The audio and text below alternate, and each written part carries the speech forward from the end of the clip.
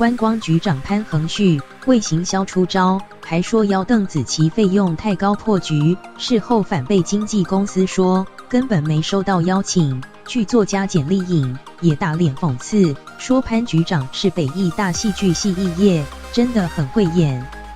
不过他的老同事缓颊，潘恒旭只是因为点子多，发言难免快了一些。高市观光局长潘恒旭，2019年1月9日，观光大使向今年要来开演唱会，包括邓紫棋在4月，观光局长潘恒旭邀邓紫棋行销，却自曝费用太高，合作破局，最后反被经纪公司打脸，说根本没收到邀请。剧作家简丽颖也 PO 文讽刺。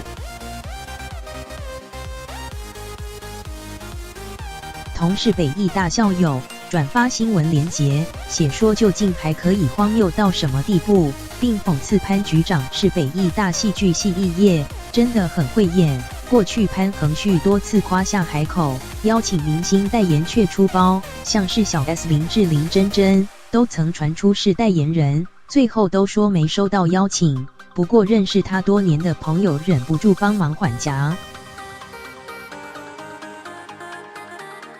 部落客麻吉小兔，有时候看到新闻在讲局长的时候，我们其实有点惊讶，因为他不是这样的人，可能发言讲太急太快，大家就对他有一些定论，就会觉得说是有点可惜啦。说起潘恒旭，媒体经验丰富，北艺大肄业后，待过广告公司，当过记者，也在台北之音跟霹雳布袋戏当创意总监，还在各大媒体平台当高层。不过2002年，他曾经将小说主角影射为政大教授，被依妨害名誉罪嫌侦办。尽管争议不断，昔日同事还是对他风评不错。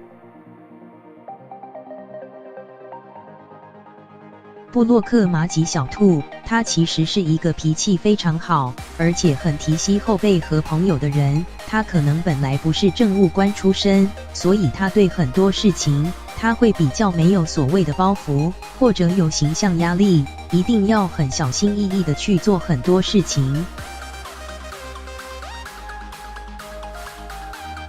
曾和潘恒旭共事过的朋友说，潘恒旭是个很有想法的人，想到什么就立刻做。或许是外界对他不了解，再加上潘局长个性直率，免不了外界的舆论声浪。